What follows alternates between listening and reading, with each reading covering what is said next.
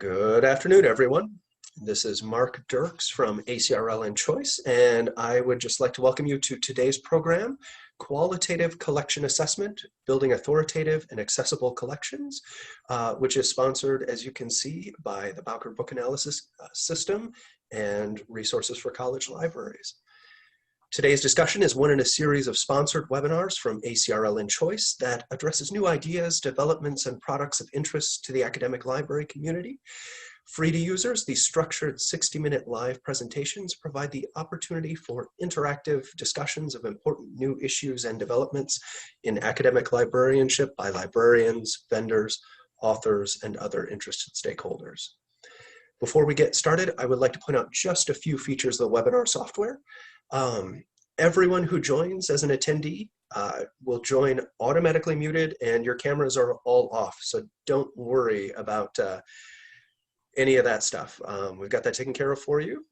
In the main area of the screen, you should all be able to follow along with the presentation materials, and we are using the Q&A feature today. Please use that to ask questions of our speakers. You should also be able to see other people's questions, so if you have the same question as someone else, or if you think their question is a good one, feel free to use that little thumbs up icon to upvote their question. At the end of the presentation, we'll take a little time to answer as many questions as we have time for. So, as I said, put your questions into that Q&A box and use that little thumbs up icon to let us know what you're interested in learning about. Also note that we are recording today's program, and everyone who registered should receive a follow-up email with a link to the archived version. So with that, we are ready to get started, and I will turn the presentation over to Anamika. Thank you, Mark. Let me share my screen. All right. Good morning, everyone. Good afternoon as well. I'm Anamika Megualo, the Assessment and Engineering Librarian from San Jose State University in California. And my presentation is on pathways to qualitative collection assessment. So let's talk about the roles of librarians in collection development. Librarians are involved in multiple activities related to collection assessment in every institution. When it comes to collection development, the primary responsibilities involve selection of new materials and deselection of existing collections. However, these two activities do not occur in vacuum. They require librarians to critically evaluate quality and usefulness of materials,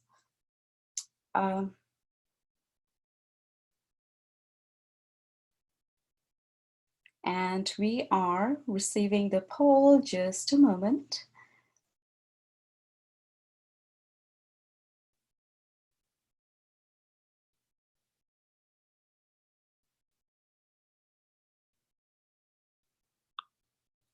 So while you're taking the poll, I'm going to just continue with this slide, and then we will look at the polling results. It should be very interesting, and then we will move on to the following slide. Okay. So we do, as librarians, we do look at, we critically evaluate quality and usefulness of materials. Librarians also require them to promote new and relevant materials. And in order to do so, librarians have to broaden their disciplinary knowledge. They have to be aware of strategic goals of their liaison departments, curriculum changes, and the institutional strategic plan. So every institution has access to quantitative data related to the use of collection usage. And in some cases,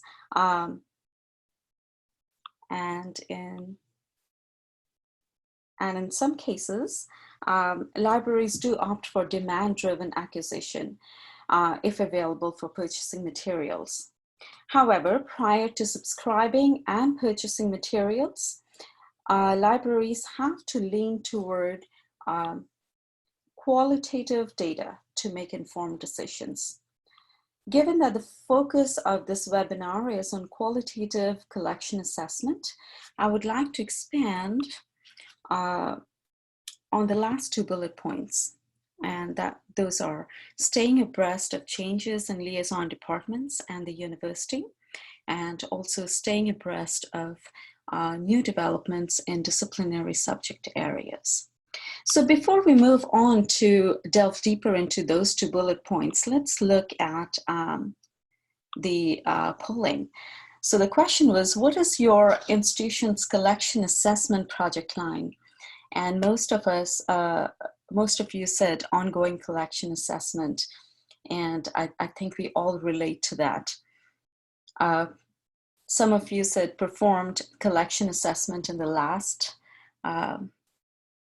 I guess last year, and planning collection assessment for the next year, and then about 44 of you said I do not know, for various reasons.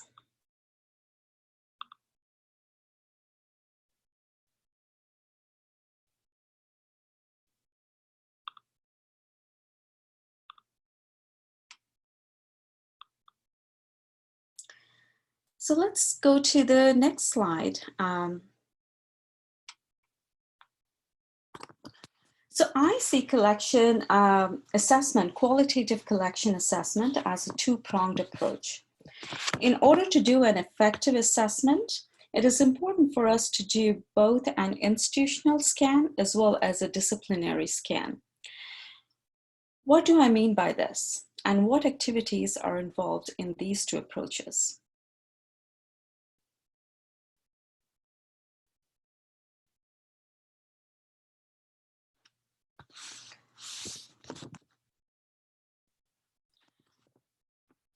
Let's delve deeper into institutional scan. This type of environmental scan entails staying abreast of changes in liaison departments and the university. This is where liaison librarians play an important role, and the process is very involved and time-consuming. Now let's look at the three bullet points. As a liaison librarian, we are extending our liaison support to not just our departments, but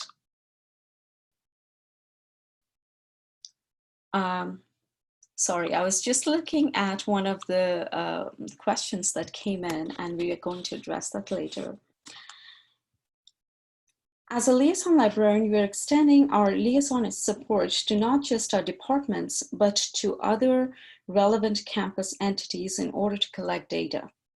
We build close relationships with department faculty members. We engage in informal but purposeful conversations with faculty, investigate their teaching needs and their research areas. University research and scholarship centers, or foundations, can also give us data, qualitative data, on types of research activities department faculties are engaged in and they're receiving fundings for. Recently, I have engaged in interviewing faculty members from College of Engineering in learning about genres specific to their fields. For instance, in some engineering departments, such as in computer and software engineering, conference proceedings are quite popular, or there are many other publications that are so popular, but not as highly regarded in other engineering departments, such as, let's say, aerospace or aviation, right? Let's look at the second bullet point. As librarians, we also support teaching, research, and learning through research consultations and information literacy sessions. We have opportunities to attend senior year projects, club activities, departmental conferences, and speaker series. These are opportunities to collect qualitative data. So whenever I have a chance to attend all these events, I make sure I talk to students, faculty, and industry practitioners to learn more about the area. They can offer, these individuals can offer a greater insight into directions, departments, and industry are headed to. And often research and curriculum are influenced by grounds that bring academia and industry together.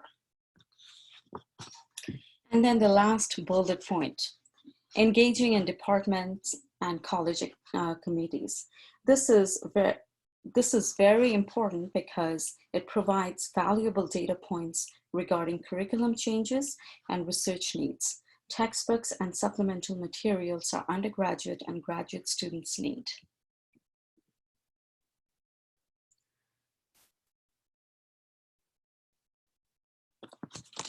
So now let's move on to disciplinary scan. What does it mean? It's about staying abreast of new developments in the broader disciplinary area. And I think of 3 ways we as librarians do this particular scan that is useful for our collection management. First, we spend a good amount of time building relationships with entities off campus. We engage in purposeful conversations with researchers, librarians, and industry practitioners, this time outside of our campus. And we learn about their fields, their needs, availability, accessibility, shareability of resources, as well as new and upcoming platforms they might find useful.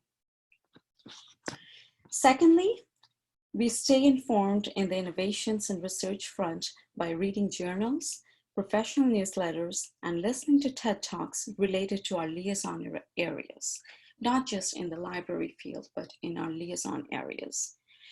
We observe conversations on various listservs and academic social networking sites. And we also take a note of research ideas that are floated in forums. And thirdly, engaging in collection development and analysis tools.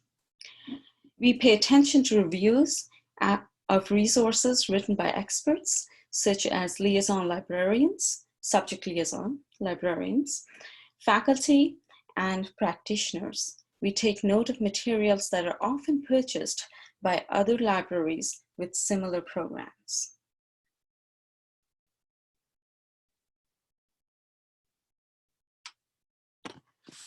So I would like to conclude my presentation by saying this.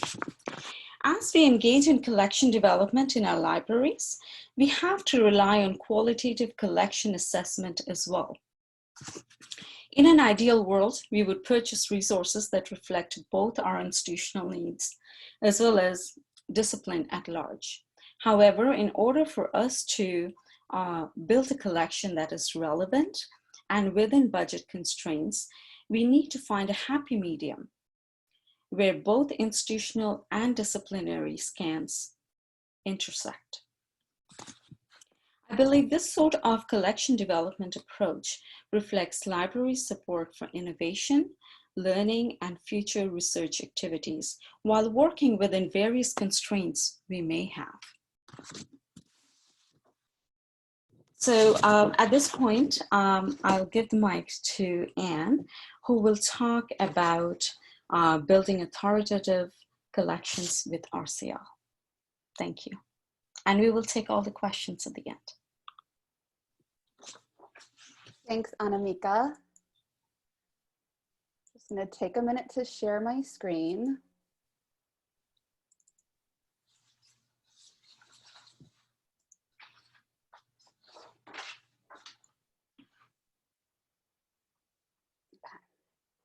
And I think before I begin, I think Mark has maybe another polling question for you all to answer. So I'll let him go ahead and prepare that and send that out. I'm Ann Doherty. I am the Resources for College Libraries project editor. So you should see now another polling question on your screen. We're interested in learning what tools and approaches you use for monograph collection assessment at your institution. And it's check all that apply. So we'll give you a minute to kind of see what you all are doing with collection assessment and what tools you're using at your institutions.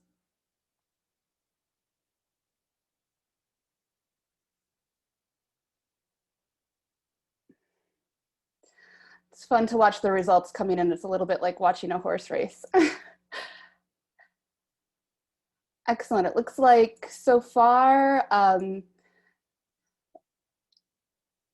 many of you, 85% of attendees that are voting use faculty input. Circulation statistics, subject liaison knowledge are up there as well.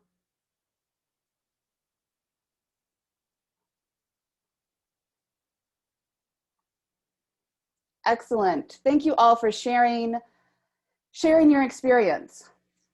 Yeah, okay, it looks like many institutions, many of you are relying on faculty input, circulation statistics, subject liaison knowledge, and also student requests are some of the top picks. Okay, we'll go ahead and close down the poll results.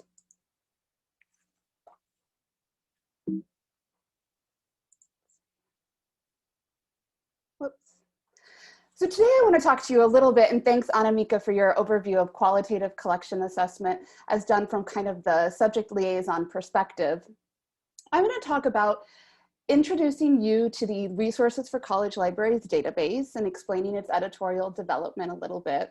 And then also go over how libraries can use authoritative resources in order to perform qualitative collection management, and how these qualitative assessment approaches complicate quantitative methods.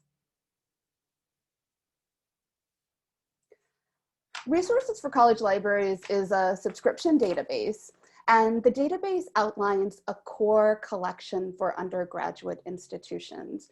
It holds 95,000 titles across 125 different subject disciplines, from allied health to world history. And these subject areas are aligned with the undergraduate curriculum at 4-year and 2-year institutions. Every title that is in RCL has been selected by a subject librarian and peer reviewed by fellow academic librarians and academic faculty members. So it's a curated collection.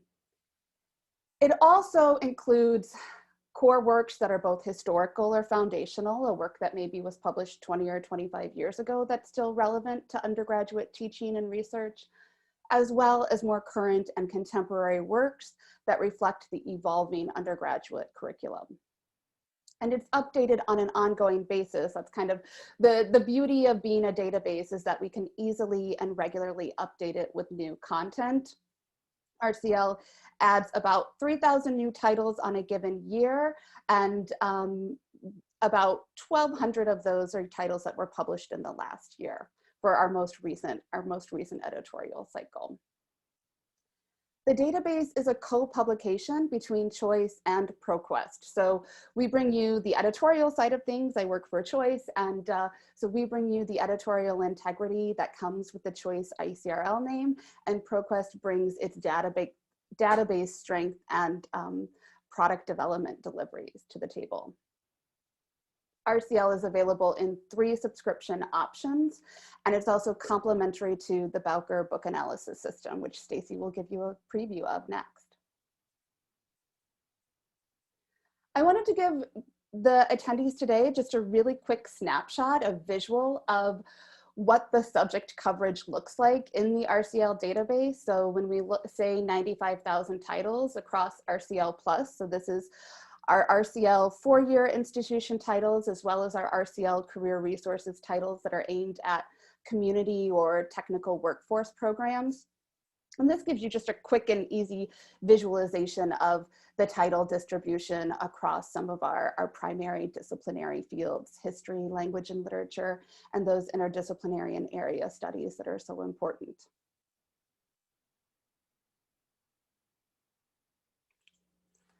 Let's take a really quick look at the database itself. So I think what makes the RCL database different from maybe other tools that librarians and students and faculties might be using on campus is like I said, that all of the content in the RCL database is curated. So you can depend on its credibility. It's been selected by practicing librarians. It includes more than 35,000, excuse me, full text choice reviews in the database itself. and also more than 7,000 choice OAT winners.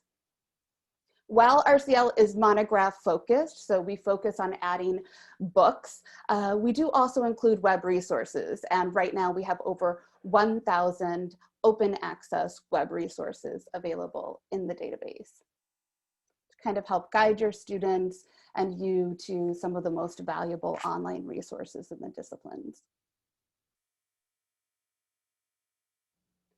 Part of our partnership with ProQuest means that the database is information rich. So it has lots of interactive and useful up-to-date metadata that comes from books in print, as well as visual discovery elements that kind of connect with metadata and make it a discovery tool for users based on Syndetics Unbound.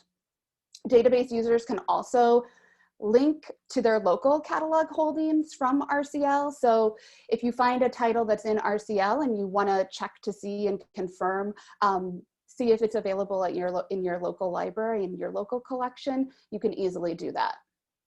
And we also know that right now, with some users being remote and some users being off campus, that ebook access and digital accessibility is really critical. So we're excited to be working with eBook Central on a feature to add ebook availability information into the RCL database. So it will be even easier for users to find those ebooks that they can get to their local users.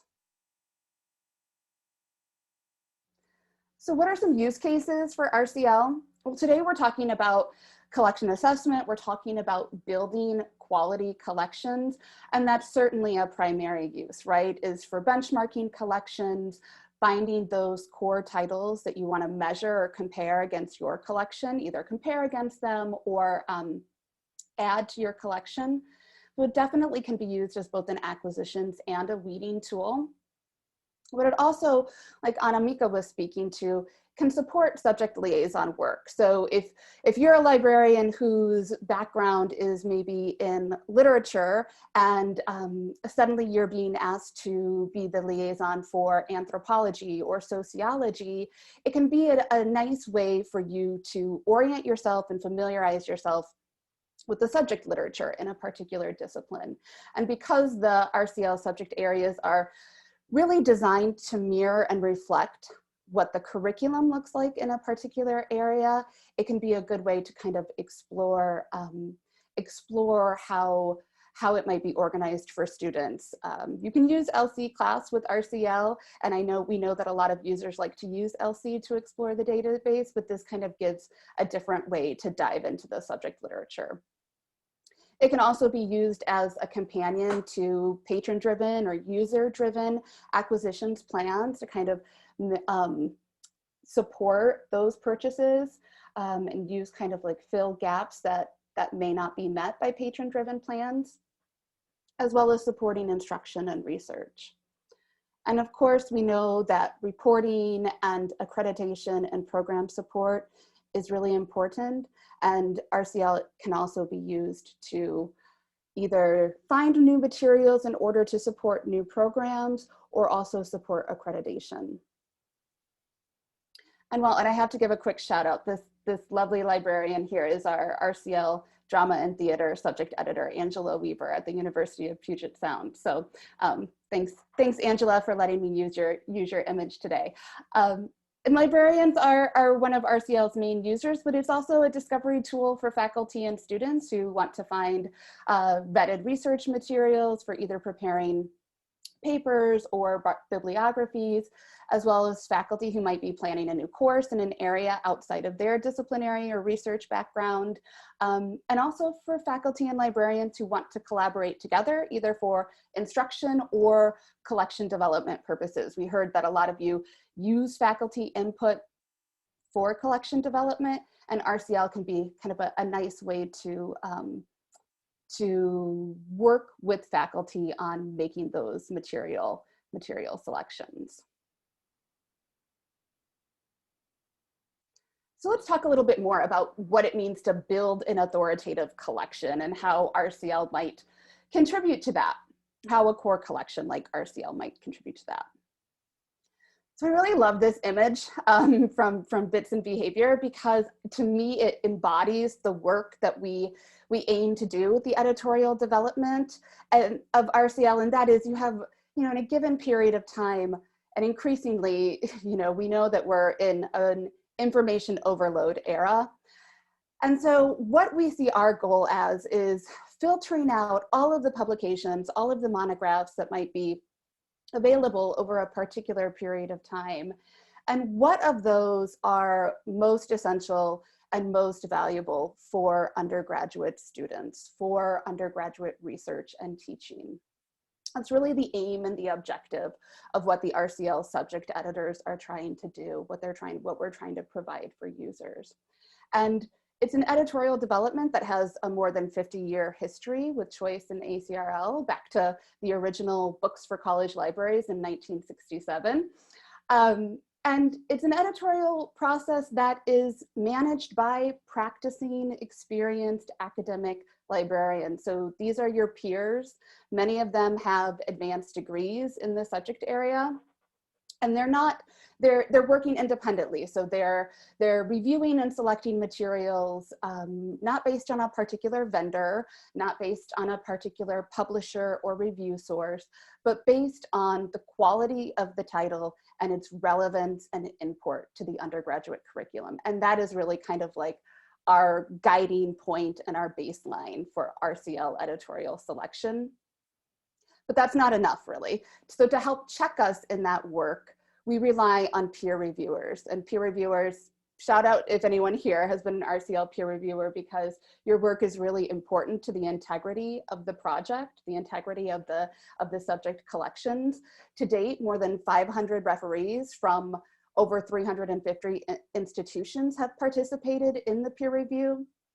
And they provide really important feedback on how well we're doing, how we can improve and refine the collections to make them even stronger and even more reflective of what the undergraduate curriculum and materials to support the undergraduate curriculum should look like. Reviewers are assessing each subject collection for breadth, depth, and diversity. And that last point is really important, right? Because we know that subject collection, or that library collections, are dynamic and evolving, and the needs of our undergraduates are dynamic and evolving. And so making sure that the canon reflects diverse voices, reflects diverse content, is a really important way that the peer reviewers help improve the RCL database.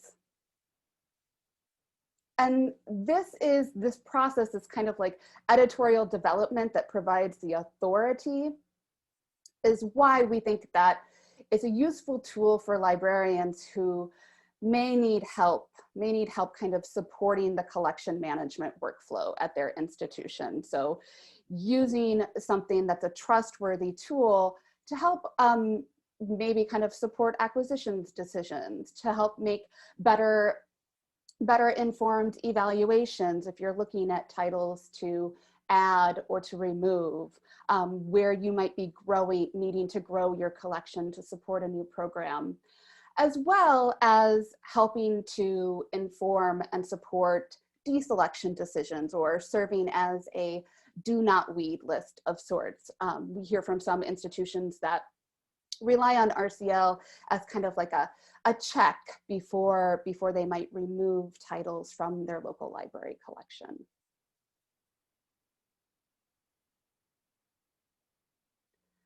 So where does a qualitative assessment tool like a benchmark core collection fit within the larger collection development, collection management toolkit? And in this case, the toolkit looks more like a pie. It is, as I said, it can provide that authoritative benchmark that helps to really support disciplinary knowledge at an institution. And like Anamika said, I think what was, as I was listening to her presentation, I realized it reminded me of when I was a subject librarian, and managing different subject areas, and how time consuming and intensive it can be to be building relationships and engaged in the subject discipline and the variety within the subject discipline. And increasingly, librarians are being given more subject disciplines to manage, to collect for, in addition to other roles on campus. Maybe you're also the scholarly communication librarian. Maybe you're also in charge of instruction or assessment. And so having a core benchmark or kind of a team of subject editors, of other subject librarians to kind of help you out at an institution can kind of fit in with some other collection management approaches and methods. It can also work in tandem with other methods, whether they're quantitative or user-centered that you might be using on your campus. So we saw at the beginning that faculty input and citation, circulation statistics, student input are ways that you're using to determine how you do collection assessment and what is kind of driving your collection assessment. And a core collection like RCL can complement those, right? You can kind of look at, your circulation data in tandem with looking at whether a title may be selected by RCL and included in the RCL database.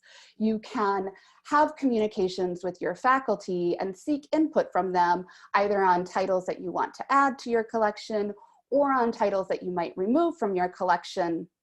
Kind of also give them that RCL metric, that RCL information while you're handing off the data to them about and asking them for feedback about what they recommend that you add to your collection or remove from your collection. So it's a qualitative piece, but it's also a piece that can work really in tandem or complementary to other methods that you might be using on campus, whether it's quantitative, user-centered, or others.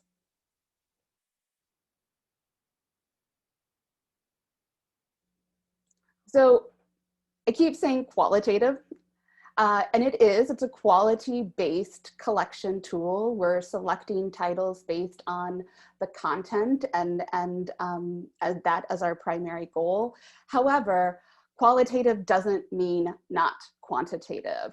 And here, when you're using RCL and you use RCL with the Bowker Book Analysis System, it gives you a quick and easy way to quantify the qualitative data that you find in RCL, those titled data. And so what BBAS does, BBAS being the Bowker Book Analysis System, is gives libraries a way to quickly and automatically compare your collection holdings against the RCL title list. And so what this does is you can quickly find out what percentage of the titles you hold in your local collection that may be also held in RCL.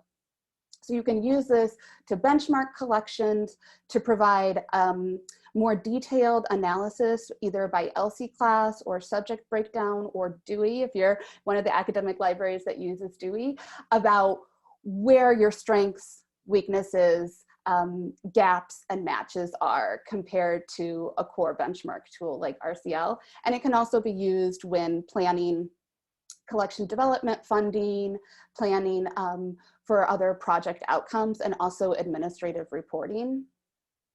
So working in tandem together, using RCL with BBAS can give you an authoritative assessment tool that allows you to both analyze your collection and explore your collection from a qualitative assessment standpoint and help build a more quality-based authoritative collection at the same time that you're getting that quantitative, quantifiable data that you want to have in order to report to your administrators or make an argument for funding. We were talking to a BBAS user recently who said that they used BBAS at their institution in order to make an argument and justify getting $500,000 to help build their collection to support programs in a particular area. So it can really be a valuable tool for making those informed decisions and planning projects, and also measuring whether you're reaching your project outcomes and goals around collection management and collection assessment. With that, I'm just gonna quickly, here's a quick link if you wanna explore RCL more. And I'm gonna pass things over to Stacy Volanto. All right. Hi, everyone. My name is Stacy Volanto. I'm Senior Product Manager at ProQuest. I am responsible for resources for college libraries, the Bowker Book Analysis System, Books in Print, and Syndetics Unbound. But today, I'm going to show you a little bit of the Bowker Book Analysis System. Some of you may remember it. It is our collection weeding tool. It has not been updated in a while, so what we're going to look at today is the new look and feel, plus we've added a little bit of functionality. But as Anne was saying, if you want to go to the next slide, Anne. Some of the benefits of BBAS is that it will evaluate your collection strengths and any gaps that you have. So what BBAS does is it takes your holdings and it bounces it against RCL to tell you what's considered core, what you have that's considered core, and what's missing that's considered core. And you can load a file in either CSV or MARC, whichever is easiest for you. And then we give you back a bunch of reports. So we do some record cleansing and standardization. We tell you if any of the ISBNs that you've submitted are incorrect. We tell you if there's any duplications of multiple formats or additions of the same title, and then we give you a no match file. So if you've submitted a record that doesn't have any match in the RCL database, we tell you what that is, and it's usually because it's an incorrect ISBN. So I think I'm going to take control here and share my screen.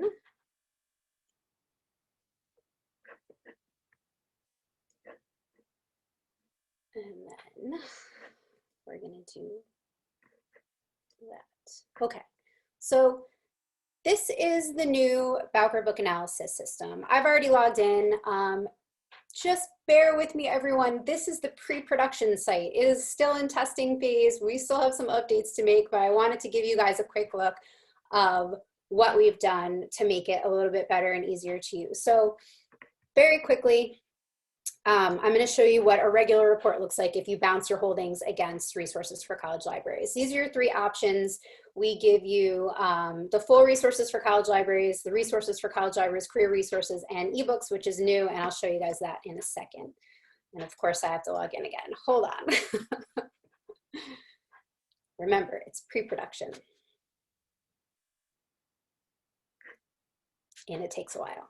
Okay, so once you log in to BBAS and you choose what you want to bounce against, this is the page that you'll come to. And you would choose from a list of files. We obviously have a whole bunch up here because this is pre-prod. So I'm just going to pick on one and I'm going to hit update. And what it will show you is, in a second, a list of the titles that we submitted. You'll see the column that says core titles in library, core titles not in library. And if you were to click on that number, which I'm not going to do because it'll take forever because we're in pre-production, but it would tell you all of the titles that are available in this subject that are not in your library that are considered core. And you could then make the decision, go to RCL, look at the title, decide if it's the right one for your library, and then add it to a list. And that's what BBAS gives you the ability to do, is to find the titles that you're missing in your catalog and choose from the options that we give you in RCL based on subject, based on the review. We give you all the information that you need to make the decision. So now I'm just going to go right back to the home page and show you our new report. So this is, we're calling it the print to ebook. So basically what you're doing is you're uploading your file of print books that you have in the library, and then we're telling you what the ebook version of that is. Hold on one second. So we're telling you the source of the ISBN, where it came from. So if it's your library ISBN, if we found it in our database, we're giving you all of the title information for that, who published it, the Dewey, the LC, and we're telling you what format it is. So for most of the library ones, you'll see that it is the paperback, and then we're telling you what the ebook version of that is, and then telling you if it exists in RCL, and then if you want that book, you have the option of choosing it in either the ebook or the print. So like I said, we're still working on this. We're gonna give you the option. You can see where it says generate list up here. You can click on the title if you want to add it to your list, if you want to add it to your collection. We also have the button over here where you can download the entire list that's core. And so, like I said, still in pre-production, still doing some testing, but this is what the new report will look like. Hopefully it'll help you if you want to change your catalog over to mostly ebooks in light of people not going to the library. This will help you find those titles that you already have that are print, that you want that are e. And that is pretty much what it looks like. If you guys have any suggestions, if there's something you don't like I said, it's still in pre-production, let me know. We can make updates to it. We have a finite amount of time to make updates, but hopefully this will help everyone in their collection development and collection leading. And that's it for me.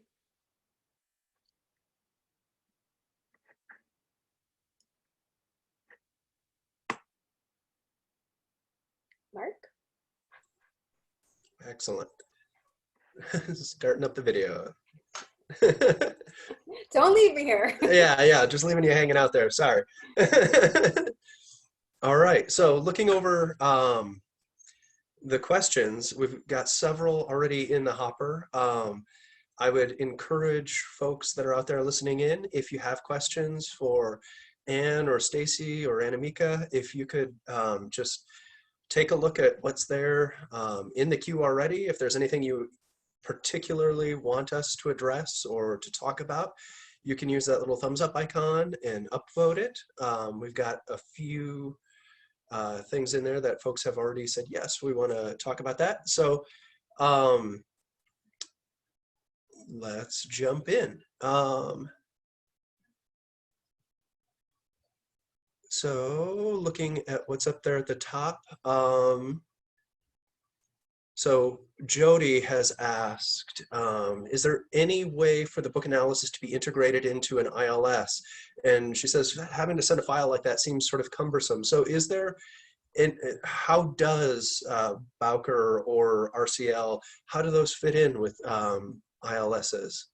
So, I mean, having worked on Syndetics Unbound, I can tell you that some ILSs are easier to incorporate files than others.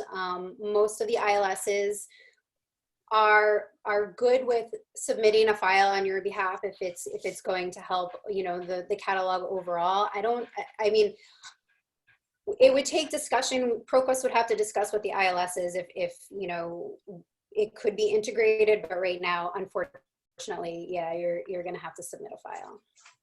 Okay, great. And looking through one of the top questions there is, what is a rough cost for something like RCL? Is that based on FTEs, or is that, you know, is there a tiered cost structure? Sure. Yeah, it's based on FTE. So, okay. I mean, yeah, I'm unfortunately not the salesperson, so I can't give you. Yeah. So if, yeah, to find out the answer to that, you have to talk to the salespeople. Yes. Yep. All right. So this is one that I think we'll throw over to Anne. Oh, it just dropped away.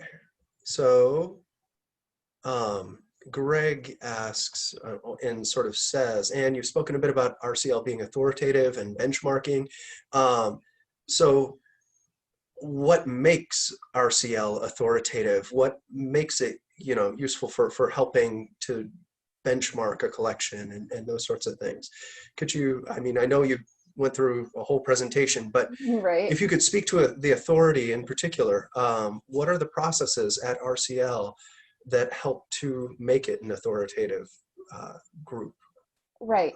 Well, so what I mean by authoritative is that it is peer-reviewed. So unlike other databases that or core collections that might be provided by a particular vendor, that the editors are working for RCL, they're all practicing librarians. So they are subject specialists in their disciplines, and the materials that they select for RCL are also peer-reviewed. And that really is the backbone of what makes it an authoritative resource. And makes it a benchmark. And it's also, it's not, it's again, kind of a holistic collection. So someone else had asked in the chat, I'll kind of wrap this question into it because I think it's somewhat related. They ask, what is the difference between RCL and Choice? We're sister products who kind of work under the same umbrella, work under the same ACRL publications unit. However, whereas Choice publishes new reviews or reviews for new materials that are published in a particular discipline or in a particular area, RCL and the RCL subject collections are looking at a collection as a whole, right? So what are the most foundational and important works in political science across the political science subject disciplines? Maybe they were published 2 years ago, and maybe in some cases they were published 20 years ago. And so it's really meant to support that disciplinary knowledge that, that not all librarians and not all institutions, due to staffing and time resources, can necessarily support anymore. So I hope that that's answered your question a little bit, but really that's kind of how the editorial development, the editorial process works. Great, great. So looking through the questions, got plenty of questions here. I'll throw an easy one your way, Anne. Marlise asks, is this system focused on undergraduate disciplines? That's the primary focus. And what about things like health sciences and those sorts of disciplines? Yeah. What does RCL offer there? Mm-hmm. We do have a health sciences subject collection, and I can share in a couple of minutes the link so you can go take a look at the subjects that are represented by RCL. When we think about when we're selecting for the end user, we're primarily selecting for undergraduates, but I think as anyone who has worked with undergraduates know, that can be a really blurry line, right? There can be undergraduate students who are working at an advanced, almost postgraduate level. And so there are title selections that may be kind of like reaches or kind of aspirational for the typical undergraduate student. We do have a health sciences discipline, however, and I'm happy to kind of share with you or follow up. You can send me an email what that looks like specifically. And we have allied health aimed at the community and technical college program as well. Excellent. All right. And so this may be a question that maybe because it's in pre-production may differ now from, how it will be in, a few months or something. But for you, Stacy, how long does it take for the reports for BBAS to spit out those reports when you're using the product? It depends on the size of the file, obviously, but it's usually the same day. If you're uploading tens of thousands, maybe it's a couple of days, but it's never more than that. Okay, great.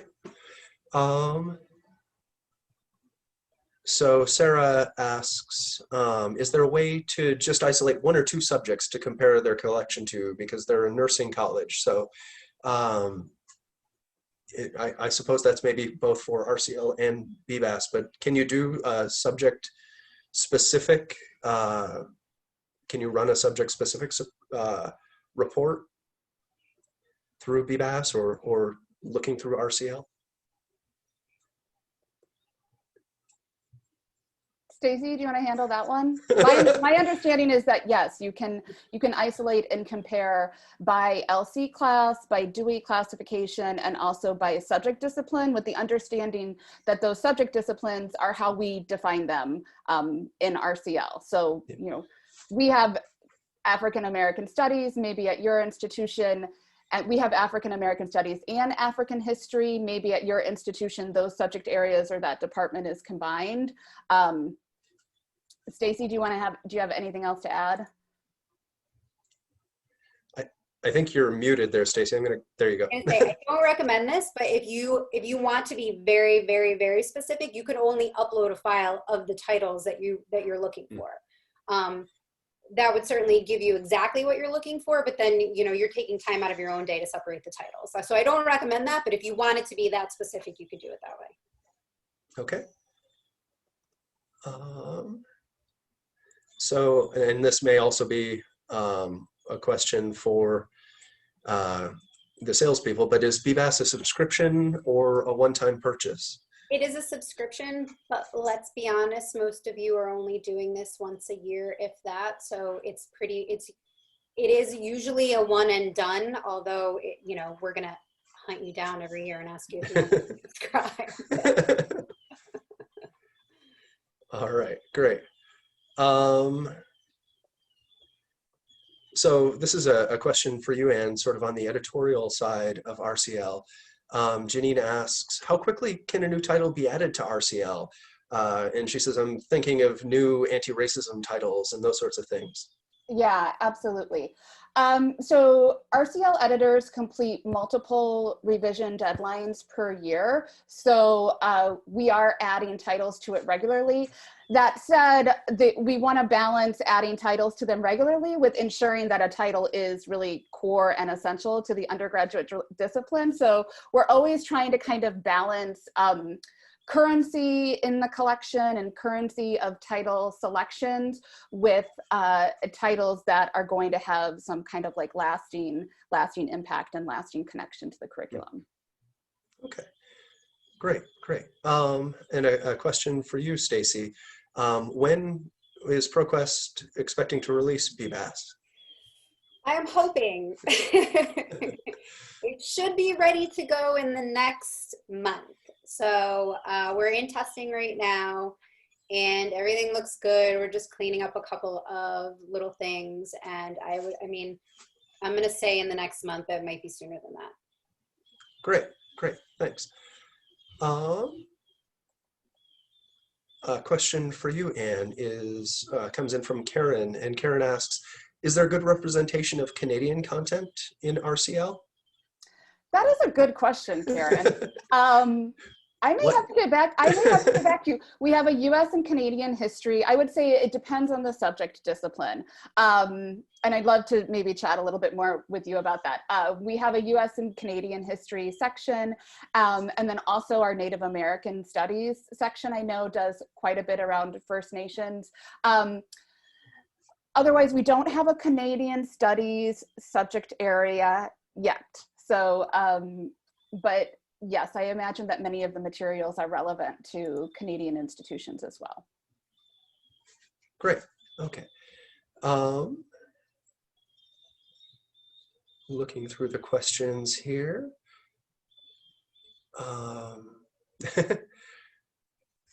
Lots of questions. Sorry, it takes a little time as they bump around in there. So a question for you, Stacy.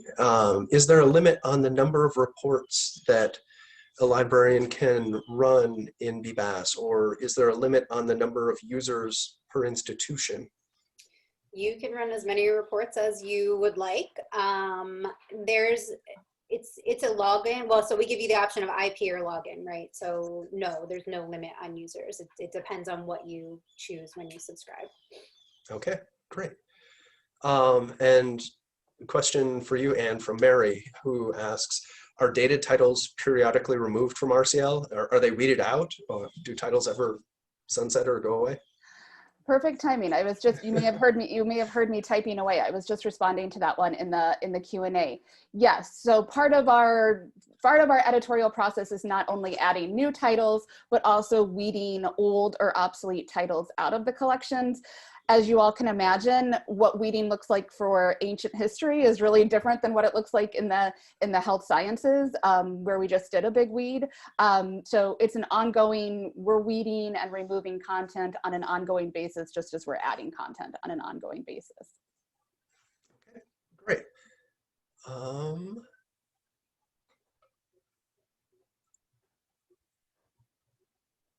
Okay, so just to clarify here, a point from Laura.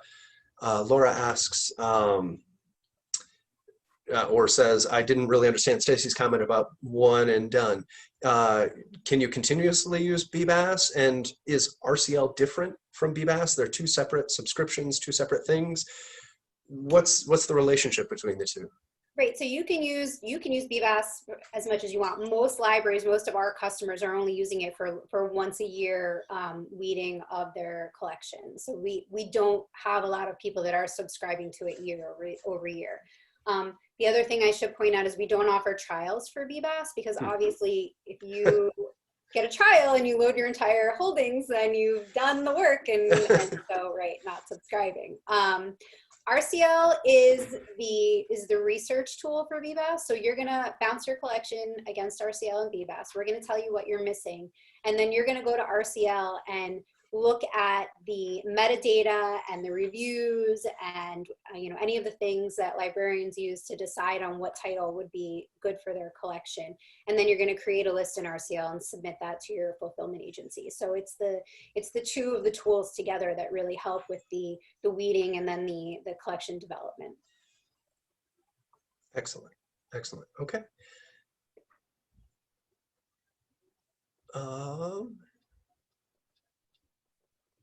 Just scrolling through a few more questions. All right.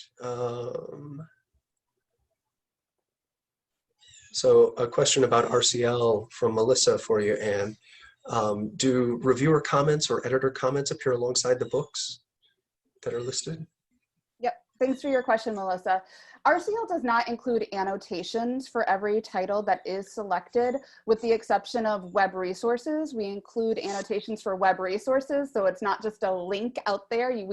We tell you why web resources are particularly valuable. The only instances in which we might include a comment is if we want to tell you more specifically, like, here's what is valuable about different publishers' editions of a particular title or that sort of thing.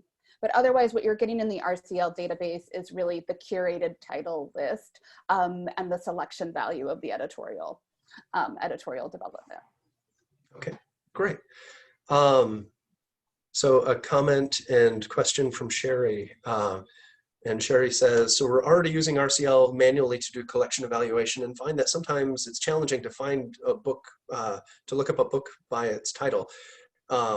What is the match like in BBAS? Is it, yeah, so what is that, if you're looking for title matching and those sorts of things? Yeah.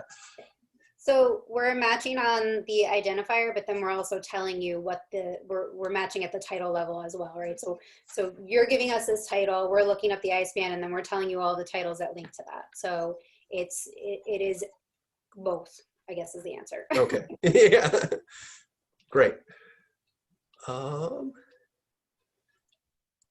And we have just a couple, this is sort of a housekeeping question. Keshmala asks, do you provide a certificate of the session? And if I would just tell everyone out there, if you need a certificate, just email me. You can find my email address all sorts of places, and we can make sure that you get a certificate for attending the presentation today. And looking at the time, I will just continue right on and say, thank you first off, and thank you Stacy, and thank you Anamika for the presentations and for walking us through BBAS and RCL. We appreciate your taking the time to do it. And thank you everyone out there for attending today. We appreciate your taking the time to listen in and ask a lot of really great questions. Before we sign off, I would just remind you that after the session closes out, you should be redirected to a quick survey. If you could please just take a minute or two to fill that out and let us know what you thought of the presentation today, and provide any additional feedback. We would really appreciate that. Those surveys help us fine-tune the presentations and make improvements in the software and all that sort of stuff. So we really appreciate your feedback. And with that, I will say thanks very much, everyone. We really appreciate all of your work and all of your time. Thanks all. Thanks, everyone. Have a great day. Everyone.